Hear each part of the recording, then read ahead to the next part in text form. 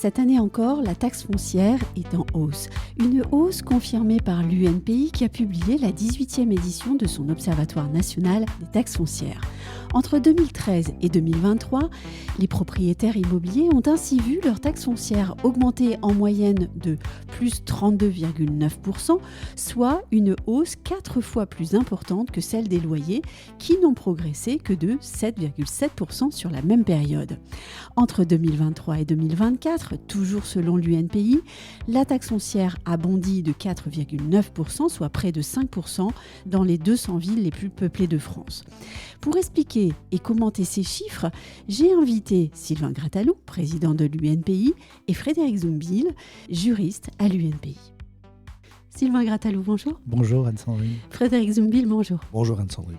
Merci à tous les deux de me rejoindre pour ce moment micro dédié à la taxe foncière. Nous allons être synthétiques, et je dis synthétique parce que Sylvain Grattalou, il y aurait sur ce sujet bien des choses à dire. Le sujet de la taxe foncière est-il devenu un sujet plus central encore pour les propriétaires cette année ? Alors ce sujet est effectivement devenu bien plus central cette année, pour Pourquoi ? trois raisons. Oui. Trois raisons. La première, c'est que l'on mesure que cette augmentation indolore au cours de ces années correspond au bout de 10 ans à 33,9%. Tout à fait. 33,9% d'augmentation. On n'a pas vu venir, ça s'est installé avec le temps. Deuxième raison, c'est que cette taxe foncière doit se conjuguer avec d'autres réformes, ou en tout cas d'autres mécanismes législatifs, à savoir l'encadrement des loyers, l'impôt sur la fortune immobilière, où on s'aperçoit que trop, c'est trop. Il y a ici un vrai ras-le-bol de la part des propriétaires qui voient accumuler toutes ces taxes. Et la troisième raison, elle est peut-être plus distante des précédentes, à savoir que cette taxe foncière est une vieille taxe. C'est un vieil impôt, qui était un impôt tout à fait adapté à une période économique ou un système économique qui était pertinent et efficace. Or, aujourd'hui, on voit bien les limites du système dans lequel nous sommes. Mais cet impôt perdure, on s'en plaint, et peut-être plutôt que de l'aménager ou de faire revivre cette fameuse taxe d'habitation qui est un vrai problème, envisager bien autre chose et un nouveau paradigme avec probablement une nouvelle contribution. Et de cette question, nous reparlerons tout à l'heure. Vous avez cité un chiffre. Vous, Frédéric Zumbil, vous êtes l'un des juristes de l'UNPI. Vous êtes aussi l'auteur du 18e rapport de l'Observatoire des taxes foncières de l'UNPI. On va donc rappeler les chiffres. Comment la taxe foncière a-t-elle évolué tout d'abord, entre 2023 et 2024 ? Entre 2023 et 2024, nous avons pu faire des calculs à partir des avis d'imposition transmis par nos adhérents, parce que les données 2024 ne sont pas diffusées. Il y a des taux qui ont été diffusés ici ou là, aussi par le ministère de l'économie. Mais ces taux ne concernent que le taux communal. Vous savez que dans une taxe foncière, il y a le taux communal, mais il y a aussi le taux de l'intercommunalité. Il y a parfois aussi des taxes additionnelles. Alors nous, à partir des avis d'imposition de nos adhérents, nous avons calculé que sur les 200 plus grandes villes de France, les 200 villes les plus peuplées du territoire, la hausse cette année atteint 4,9%. Ce qui est considérable. C'est considérable. Alors, c'est moins que l'année dernière. Mais ça s'ajoute. Ah oui, c'est sûr. Et effectivement, c'est ça qui est terrible. Oui, il n'y a pas de retour en arrière. L'année dernière, la hausse était de 9,3%.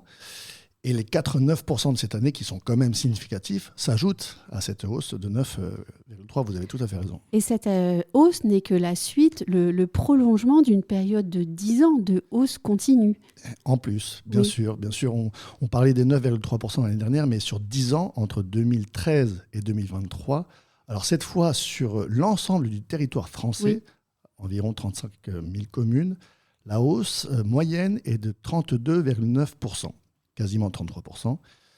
C'est énorme. En fait, c'est une bonne partie de cette hausse de 33% vient non pas des taux eux-mêmes qui ont forcément, ils ont augmenté les taux en moyenne à peu près entre 10 et 11%, qu'il s'agisse des taux communaux, qu'il s'agisse de la création de nouvelles taxes comme la taxe Gemapi inondation.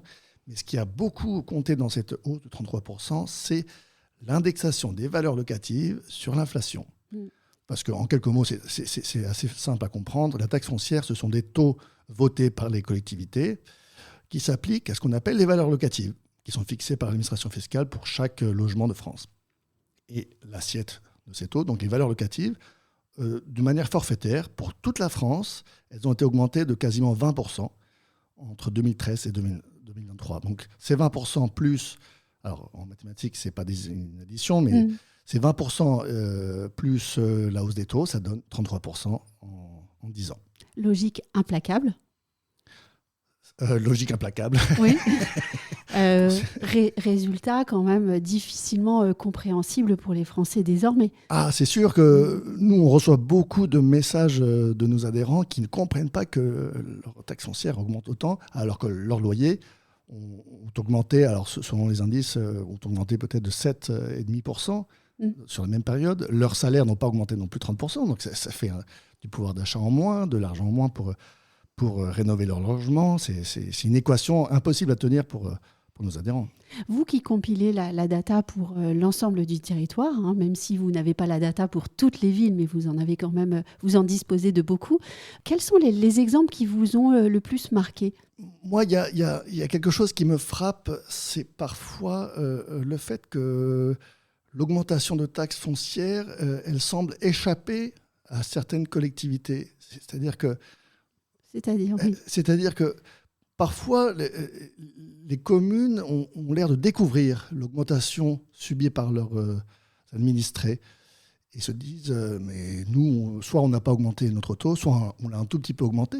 Oui, mais alors comment ça se fait ça ? C'est incroyable cet acte manqué ou... C'est-à-dire que c'est un peu, la taxe foncière, c'est un peu, on retrouve le problème du millefeuille administratif, si on peut dire comme ça. C'est que certes, peut-être la commune a à peine augmenté son taux en 10 ans, mais à cette petite hausse s'ajoute peut-être une hausse du syndicat de communes, peut-être une hausse de la communauté d'agglomération, peut-être une nouvelle taxe GEMAPI, petite sur le papier, elle est souvent de 0,5%, petite taxe GEMAPI, mais toutes ces petites augmentations mises bout à bout, et ajoutées en plus au fait que les valeurs locatives ont été majorées de 20%, ça donne des résultats ahurissants.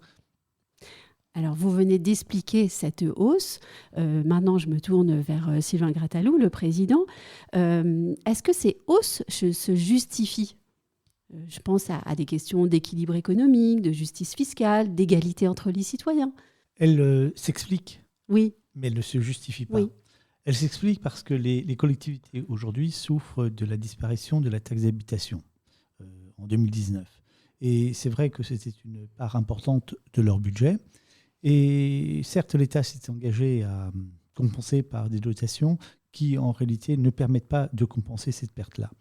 Les collectivités ont des investissements importants réalisés, notamment liés à la transition énergétique, toute cette transition environnementale, des administrés qui sont exigeants aussi, et une responsabilité accrue de ces collectivités, ou en tout cas de leurs représentants. Donc tout ça fait qu'on a un budget sur lequel, finalement, il y a peu de marge de manœuvre en termes de dépenses, mais en revanche, il faut financer à côté. Et ces collectivités n'ont pas d'autre levier que le levier fiscal. Et dans le levier fiscal, c'est la taxe foncière. Donc on peut le comprendre. Et je n'aimerais pas être maire d'une collectivité parce que finalement, elle est prise en étau entre des contraintes qui sont celles de ses fonctions et de ses responsabilités, et en même temps des administrés dont il a la charge. Mais comment est-ce qu'on fait pour relever les propriétaires de cette charge fiscale qui est toujours plus lourde, on l'a montré tout à l'heure, et manifestement aussi devenue réellement insupportable pour les propriétaires ? Elle est devenue insupportable parce qu'elle a une augmentation qui est significative, qui serait peut-être passée de façon moins significative s'il n'y avait pas eu depuis plusieurs années un acharnement du pouvoir législatif et puis également du pouvoir exécutif sur les propriétaires. On a bien conscience qu'il manque de l'argent de partout, dans les collectivités, les pouvoirs publics, etc. Et que la politique du logement aujourd'hui n'est pas faite par le ministère du Logement. On se réjouit qu'il y ait un ministre du Logement, mais en réalité, ce n'est pas Madame Létard qui va agir. C'est tout simplement le ministère des Finances, et c'est Bercy. Et d'ailleurs, on voit bien qu'on attend tous la loi de finances parce que c'est elle qui va orienter une politique du logement. Donc il y a une réelle difficulté d'un point de vue économique et les collectivités n'ont pas d'autre choix. Sauf que cette difficulté, elle est supportée par les propriétaires. C'est l'encadrement des loyers. Pourquoi ? Pour soutenir le pouvoir d'achat des locataires. Donc évidemment, il n'est pas question de considérer que les locataires doivent encore dépenser 30, 40, voire 50% de leur budget dans le logement. C'est énorme parce que le reste à vivre, plus avec tout ce qu'il y a, l'augmentation de l'électricité, l'inflation en général, les charges de famille font que c'est extrêmement compliqué. Donc oui, il faut soutenir ceux et celles qui sont en difficulté. Ce qui est compliqué à accepter, c'est que ce soutien du pouvoir d'achat soit supporté exclusivement par les propriétaires. Et donc, quelles suggestions faites-vous ? Alors, par exemple, si on fait un lien avec la taxe foncière, je crois qu'on peut imaginer que dans les villes qui souffrent d'un encadrement des loyers, que les propriétaires qui font cet effort d'accepter des revenus fonciers moindres annuellement puissent être exonérés d'une partie de la taxe foncière. Parce que là, on leur fait supporter une diminution, on va dire, des recettes et une augmentation des charges qui, elles, sont ni encadrées, ni plafonnées et qui, au contraire, augmentent régulièrement. Donc ça, c'est un aspect qui est important. Au-delà de l'encadrement des loyers, il y a aussi l'impôt sur la fortune immobilière. Ça fait partie, là aussi, du pacte global du propriétaire. Mais si on réfléchit bien, cet impôt sur la fortune immobilière, c'est le seul impôt sur la fortune. Donc ça signifie qu'on considère que seule la fortune immobilière doit faire l'objet d'une taxation et d'une imposition. Alors même, et c'est là aussi où les propriétaires deviennent furieux et vraiment en colère, c'est qu'ils jouent un rôle social, un rôle environnemental, un rôle économique. Économique, pourquoi ? Parce qu'ils apportent de la richesse à l'État, notamment en faisant travailler les petites entreprises, tous les artisans, l'électricien, le plombier, le plaquiste, le peintre, etc. Donc il y a une richesse qui est produite. Deuxième chose, on loge les Français. Il faut quand même savoir que 25% du parc locatif, c'est le parc privé. Et donc, il y a cette dimension sociale qui est importante, outre, bien évidemment, la dimension environnementale. C'est-à-dire qu'on a un magnifique patrimoine en France qui explique qu'on est, je crois, plus de 9 millions, près de 10 millions de touristes chaque année. Ce n'est pas pour voir des immeubles en ruine, bien au contraire, qui sont rénovés à travers des ravalements de façade, à travers un entretien du patrimoine. Donc, on leur demande beaucoup, que finalement, ce serait peut-être plus simple, si on était un petit peu égoïste, de tout vendre, placer son argent, investir dans des œuvres d'art, dans des yachts, où là, il n'y a pas d'imposition, avec la même somme d'argent. Donc, on est à la fois acteur de la vie sociale et taxé, imposé, alors que ce rôle social est très important. Donc, en termes de mesures, est-ce que vous pourriez résumer votre position à l'UNPI ? Oui, je crois qu'on ne peut plus raisonner à partir des outils qui ont présidé ces 2 derniers siècles. Ce n'est plus possible. On est en phase de transition. On ne parle que de transition à tout point de vue, écologique, mais dans tous les domaines. Le numérique, l'intelligence artificielle, tout change. Donc, il faut se projeter. Et se projeter, ce n'est pas se projeter avec les outils anciens. C'est imaginer ce que sera le monde de demain. Et ça, c'est la première chose. La deuxième chose, il faut éviter d'aggraver les fractures sociales. Fractures entre bailleurs et locataires qui, semble-t-il, ne s'aiment pas et s'opposent, alors qu'en réalité, sur 13 millions de baux signés en France, il n'y a que 200 000 procédures. Donc, ce n'est pas un problème, la relation bailleur-locataire, mais elle est attisée par tout ça, c'est-à-dire par ceux qui payent et ceux qui ne payent pas. Et puis, on pourrait aussi imaginer qu'il faut refaire un lien social, de recréer ce lien social entre les administrés et les pouvoirs publics. Donc, ce serait de faire disparaître cette taxe foncière comme la taxe d'habitation a disparu, ces fameuses 4 vieilles qui durent depuis des siècles, et au contraire, considérer que l'effort doit être collectif et doit être mis en place par l'ensemble des administrés. À partir de là, c'est ne pas créer un impôt. Le mot impôt est violent, le mot taxe, on a ras-le-bol aussi dans ce mot taxe, mais de contribution. Une contribution locale de l'usager des collectivités. C'est-à-dire que dès l'instant où on habite sur le territoire d'une collectivité, on bénéficie des services publics et des équipements collectifs, et bien tous ensemble, on va faire en sorte que cette collectivité puisse financer ce dont tous nous bénéficions. À la fois le propriétaire occupant, le propriétaire non occupant parce que son bien est valorisé, le locataire parce que lui aussi, il en bénéficie. Alors, ça permettrait, avec ce type de contribution, de ne plus savoir qui paye ou qui ne paye pas, puisque tout le monde doit contribuer. Et ça, c'est quelque chose qui va permettre de faire disparaître cette dichotomie entre bailleurs et locataires, et puis surtout de recréer du lien, qui me semble absolument fondamental, entre le peuple français et les pouvoirs publics. Et puis, à partir de cette contribution qu'on pourrait imaginer de manière forfaitaire, avoir des leviers qui permettent de récompenser les actes citoyens.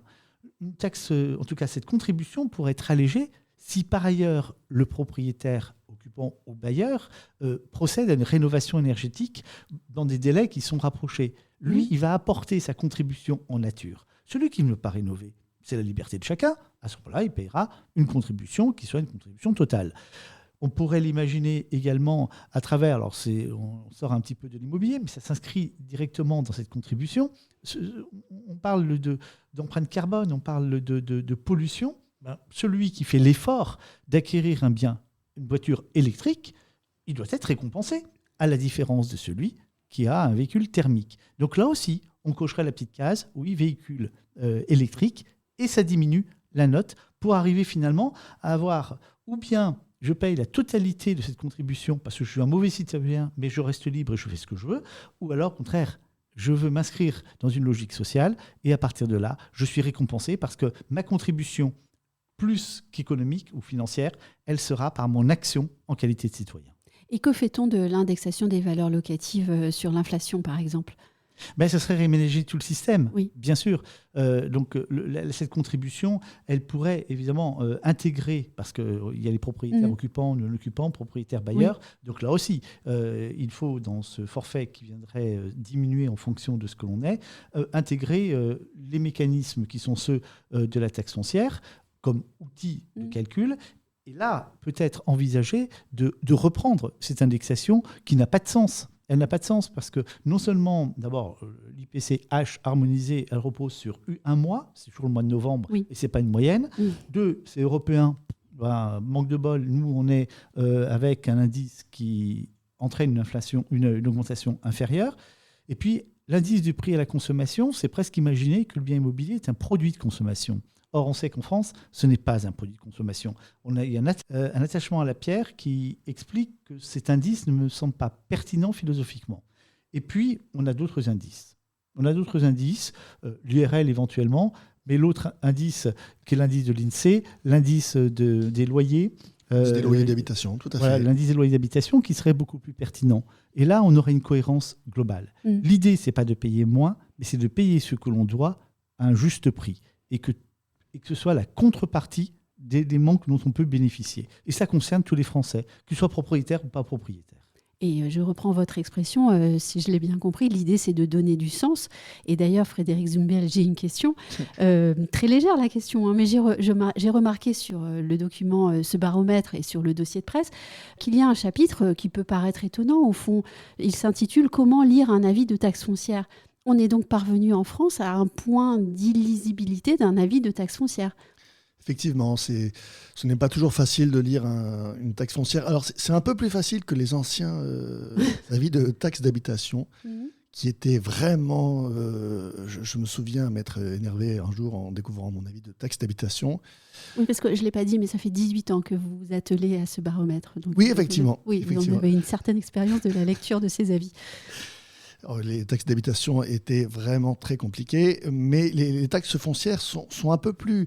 Les avis de taxes foncières sont un peu plus simples à lire, mais il faut avoir 2-3 clés pour les comprendre.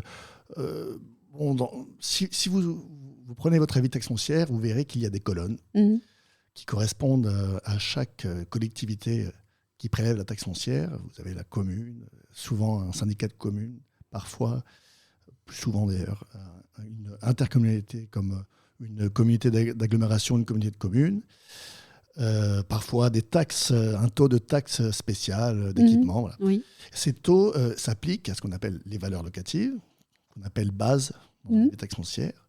Donc on fait simplement une règle mathématique, taux par exemple 10%, si le taux de la commune est 10%, on fait 10 fois la base divisée par 100. Et à la fin, vous avez votre montant total de taxe foncière.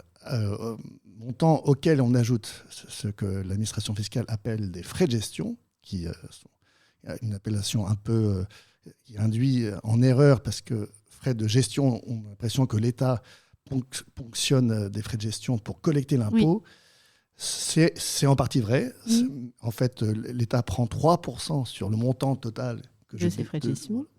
Sur le montant des taxes foncières, si on peut dire.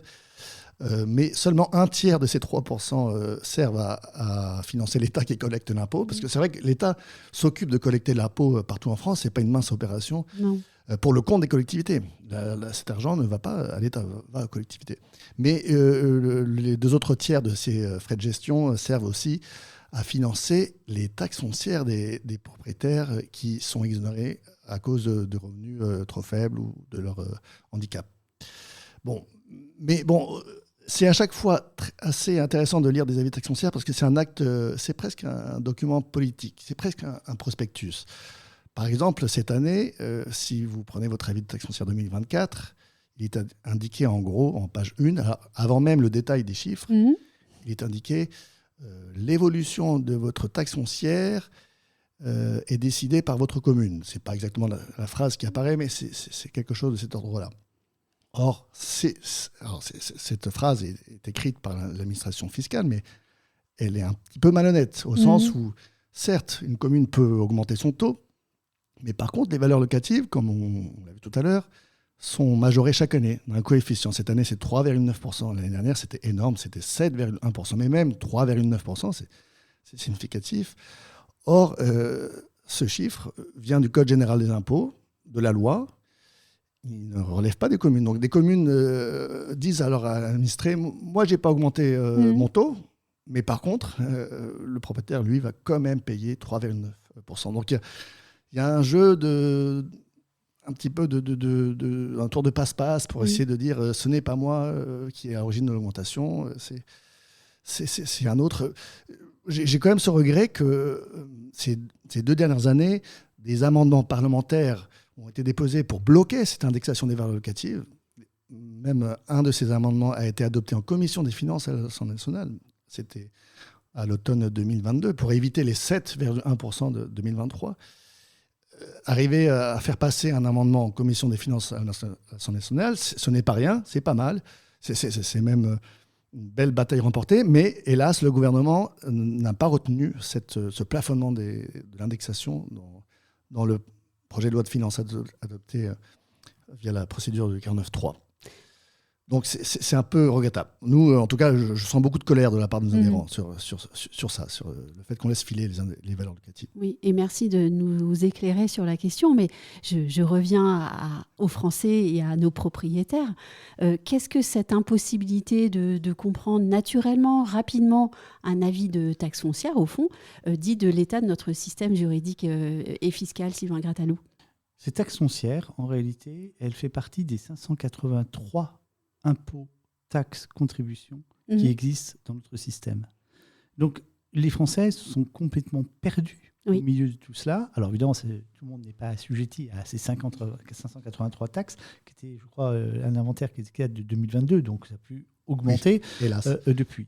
Mais vous mesurez ce que ça représente, c'est-à-dire qu'aujourd'hui, cette taxe foncière s'inscrit dans les 60% d'imposition sur l'immobilier.